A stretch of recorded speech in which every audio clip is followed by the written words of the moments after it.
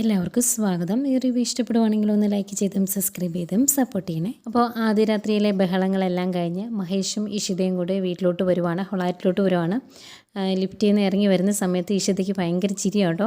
ചിരിക്കുമ്പം മഹേഷ് ചോദിക്കുന്നുണ്ട്, എന്താ ഇനി മാത്രം ചിരിക്കാൻ, വല്ല ജോക്കറിനെയും കണ്ടോ എന്ന് ചോദിക്കുമ്പം കണ്ടായിരുന്നു, ഇന്നലെ ആദ്യ രാത്രിക്ക് ബാത്റൂമിലായിരുന്നു എന്നേ ഉള്ളൂ എന്ന് പറയും. അന്നേരം പറയുന്നുണ്ട്, അയ്യോ ഇത് തമാശയായിരുന്നോ, കോമഡിയാണോ ഹൊററാണോ എന്നൊന്ന് പറയുമായിരുന്നെങ്കിൽ നല്ലായിരുന്നു എന്ന് പറയുമ്പം, ഞാനായിട്ടൊന്നും പറയുന്നില്ല, ആ ഡോറങ്ങ് തുറന്ന് അകത്തേക്ക് കയറുമ്പോൾ കുറേ ചോദ്യങ്ങൾ വരും, അപ്പം മനസ്സിലാവും ഇത് ഹൊററാണോ കോമഡിയാണോ എന്നൊക്കെ എന്ന് പറയുവാണ്. അന്നേരം മഹേഷ് പറയുന്നുണ്ട്, നീ ഒരു കാര്യം ഓർക്കണം, എന്നും ശുക്രൻ ഒരാളുടെ സ്ഥാനത്ത് തന്നെയായിരിക്കില്ല, എൻ്റെ കൂടെയും വരും, അന്ന് ഞാൻ നിനക്ക് കാണിച്ചു തന്നോളാം എന്ന് പറയും. എന്നിട്ട് പറയുന്നുണ്ട്, ഈശ്വര വേലിയിലിരുന്നതിനെ എടുത്താണല്ലോ ഞാൻ തലയിൽ വെച്ചത്, എൻ്റെ തോളെ വെച്ചത് എന്നിങ്ങനെ ചോദിക്കും. അന്നേരം ഇഷിത പറയുന്നുണ്ട്, അത് നേരാട്ടോ, അതുകൊണ്ട് എനിക്കും നല്ല തോളുവേദനയുണ്ടെന്ന് പറയുന്നുണ്ട് ഇഷിത. ഏതായാലും അവർ അകത്തോട്ട് കയറാൻ തുടങ്ങുന്നു. ഈ സമയം സ്വപ്നവല്ലിയെ മാക്സിമം ചൂട് പിടിപ്പിച്ചുകൊണ്ടിരിക്കുകയാണ് മഞ്ജിമ പറയുന്നുണ്ട്, അവൾ വന്നു കഴിയുമ്പം അവളുടെ കൂടെ കൂടിയേക്കരുത്, അമ്മ ഇവിടെ സ്ട്രോങ് ആയിട്ട് നിന്നോണം, അമ്മയായിരിക്കണം ഇവിടുത്തെ സൂപ്പർ പവർ എന്നൊക്കെ പറഞ്ഞ് ഇങ്ങനെ കയറ്റി നിർത്തിയേക്കും കേട്ടോ സ്വപ്നവല്ലിയെ. അപ്പോഴത്തേക്കും മഹേഷും ഇഷിതയും കൂടെ ഡോറ് തുറന്ന് അകത്തേക്ക് വരും. അന്നേരം മഹേഷിന് നല്ല ഉറക്കക്ഷീണമുണ്ട്. വായിക്കോട്ടേക്ക് ഇവിടുന്ന് കാണുമ്പോഴേക്കും മഞ്ജിമ ചോദിക്കും, എന്താ ഇന്നലെ രാത്രി രണ്ടുപേരും ഉറങ്ങിയില്ലേ? ഇനി ഉറങ്ങാനുള്ള രാത്രി അല്ലായിരുന്നല്ലോ ഇന്നലെ, രണ്ടുപേരും മനസ്സ് കൈമാറിയോ, എല്ലാം നല്ല രീതിയിലായിരുന്നോ എന്നൊക്കെ ചോദിക്കുമ്പം ഇഷിത പറയുന്നുണ്ട്, ഒരു കാര്യവും നടന്നിട്ടില്ല, ഇന്നലെ ഭയങ്കര തിരക്കായിരുന്നു മഹേഷിനെന്ന് പറയും. അന്നേരം മഹേഷിന് തിരക്കോ രാത്രിയിലോ, അതെന്താണെന്ന് ചോദിക്കുമ്പോൾ വലിയൊരു മീറ്റിംഗ് ഉണ്ടായിരുന്നു എന്ന് പറയും. അന്നേരം അവർക്കത് വിശ്വസിക്കാൻ പറ്റുന്നില്ലേ. അന്നേരം ഇഷിത പറയുന്നുണ്ട്, ഇന്നലെ രാത്രിയിൽ ബാത്റൂം കൺസൾട്ടൻസി ആയിട്ട് വലിയൊരു മീറ്റിംഗ് ആയിരുന്നു, അതുകൊണ്ട് ഒന്നിന് സമയം കിട്ടിയില്ല എന്ന് പറയുമ്പോഴേക്കും മഹേഷിന് ദേഷ്യം വരുന്നുണ്ട്. ഒന്നും മിണ്ടാതെ മഹേഷ് അകത്തേക്ക് പോകും. അത് കഴിഞ്ഞ് ഇഷിതയും കൂടെ അകത്തോട്ട് പോകാൻ തുടങ്ങുമ്പോഴേക്കും പയ്യെ മഞ്ജിമ സ്വപ്നവല്ലി തട്ടും. എന്നിട്ട് എന്നിങ്ങനെ പറയുവാണ്. അന്നേക്കും സ്വപ്നവല്ലി, ഇഷിത ഇങ്ങ് വന്നേ എന്ന് പറഞ്ഞ് വിളിക്കും. എന്നിട്ട് മാറ്റി നിർത്തിയിട്ട് പറയുന്നുണ്ട്, ഞാനാണ് ഈ വീട്ടിലെ സൂപ്പർ പവർ എന്നിങ്ങനെ പറയുമ്പോഴേക്കും ഇഷിതയ്ക്ക് കാര്യം മനസ്സിലാവും, മഞ്ജിമ എരികേറ്റി വിട്ടതാണ്. അന്നേരം ഇഷിത പറയുന്നുണ്ട്, അത് തന്നെ, അമ്മയാണ് ഇവിടുത്തെ സൂപ്പർ പവർ, അമ്മ പറയുന്നതനുസരിച്ച് മാത്രമേ ഈ വീട്ടിലെ എല്ലാ കാര്യങ്ങളും നടക്കാൻ പാടുള്ളൂ, അതുകൊണ്ട് തന്നെ അമ്മ ഇനി വെറുതെ ഇരുന്നാൽ മതി, അമ്മയ്ക്ക് ഞാൻ ബ്രേക്ക്ഫാസ്റ്റ് ഉണ്ടാക്കി തരട്ടെ എന്നൊക്കെ ചോദിക്കുന്നതേക്കും സ്വപ്നവല്ലിക്ക് ഭയങ്കര സന്തോഷമാണ്. എന്നിട്ട് അയ്യോ അമ്മയുടെ മുഖത്ത് ചുളിവൊക്കെ വീണ് തുടങ്ങിയിട്ടോ എന്ന് പറയുമ്പോഴേക്കും ആകെ ടെൻഷൻ.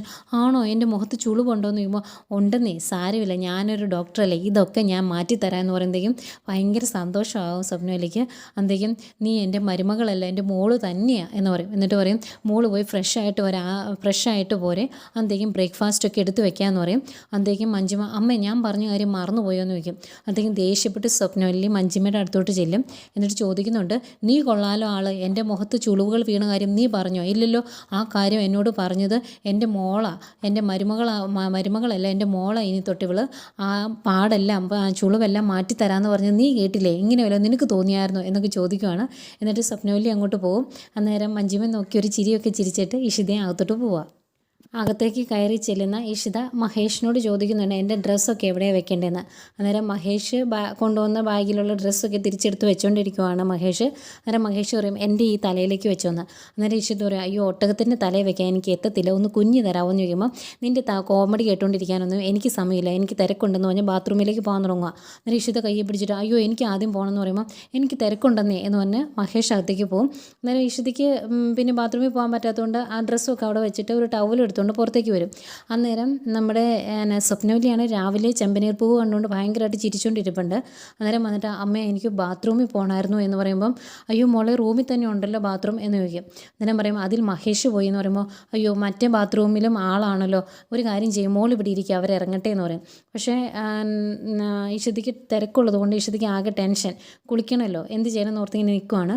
ഈ സമയം ഇപ്പുറത്ത് നമ്മുടെ നൂറിൽ നമ്മുടെ മാഷ് പുറത്തിറങ്ങി പത്രമൊക്കെ എടുത്ത് കഴിയുമ്പോഴത്തേക്കും ഇഷിതയെ കാണാനൊരാഗ്രഹം, ആ വാതിലെ വന്ന് തുറക്കാൻ തുടങ്ങുമ്പം മോശമല്ലേ എന്ന് കരുതി തിരിച്ച് കയറിപ്പോവും.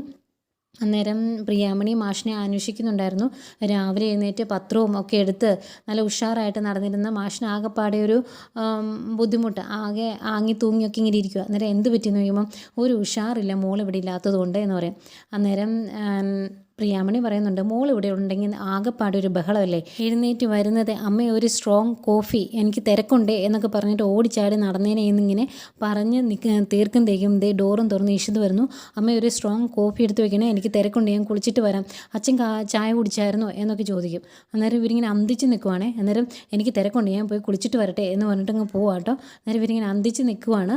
അന്നേരം പ്രിയാമണി പറയുന്നുണ്ട്, ഇത് സ്വപ്നമാണോ എന്ന് എനിക്ക് തോന്നുക, നമ്മളിപ്പോൾ പറഞ്ഞ് തീർത്തേ ഉള്ളൂ, അന്നത്തേക്കും ആ മോളിങ് വന്നല്ലോ എന്ന് പറയും.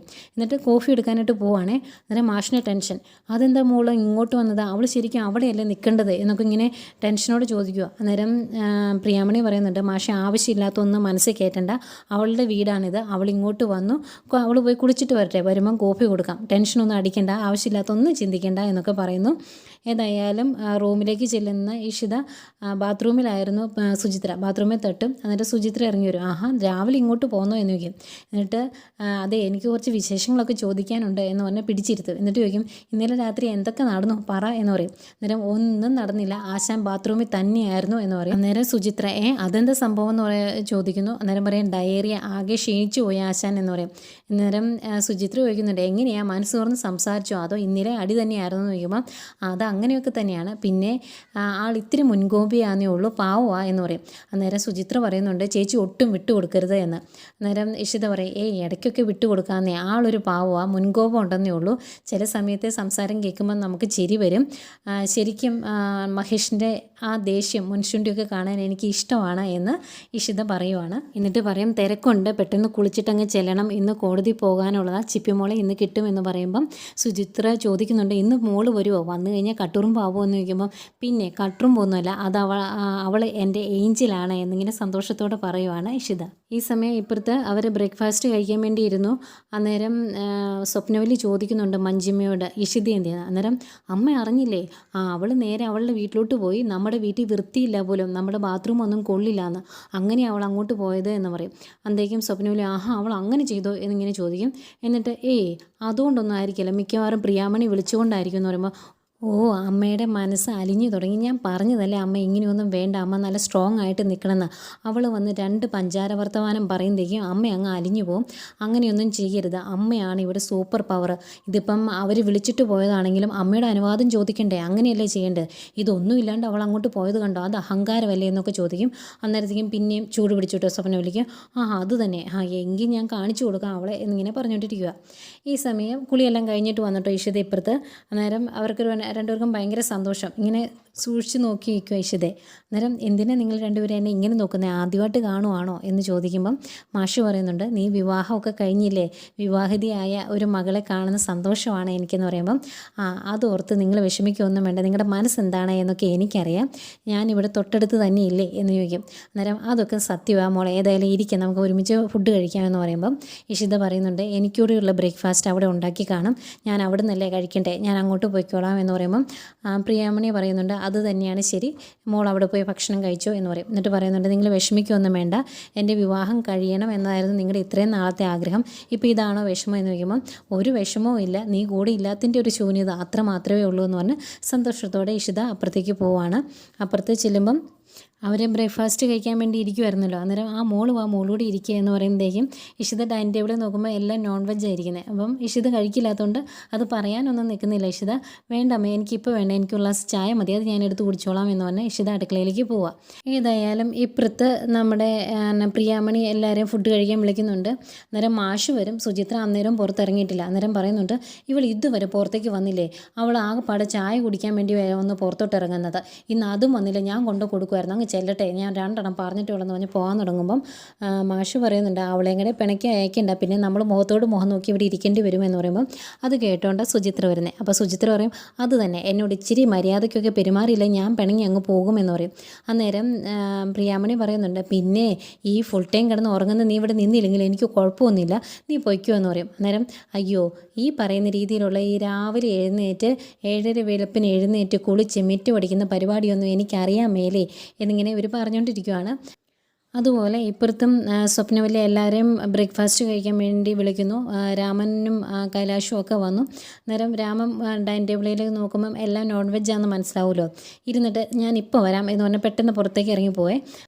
അന്നേരം ആ സന്ദർഭം മുതലാക്കുന്നുണ്ട് മഞ്ജിമ പറയും, കണ്ടോ അവൾ എഴുന്നേറ്റ് പോയാൽ കണ്ടോ, അവൾക്ക് നമ്മുടെ കൂടെ ഇരുന്ന് ബ്രേക്ക്ഫാസ്റ്റ് കഴിക്കുന്നത് ഇഷ്ടമല്ല, അവൾ വലിയ ഡോക്ടറായി പോയില്ലേ അതുകൊണ്ടാണ്. പിന്നെ അമ്മ അച്ഛനെ ഒന്ന് സൂക്ഷിക്കുന്നത് നല്ലതാണ്, ഇപ്പോഴേ മരുമകളുടെ സ്ഥലത്തോട്ട് ചെറിയൊരു ചായവുണ്ട് എന്നൊക്കെ ഇങ്ങനെ പറയും. ഏതായാലും രാമൻ എഴുന്നേറ്റ് പോകുന്ന നേരെ നൂറിലേക്കാണ്. അവിടെ ചെന്ന് കോളിംഗ് ബെല്ലടിക്കും.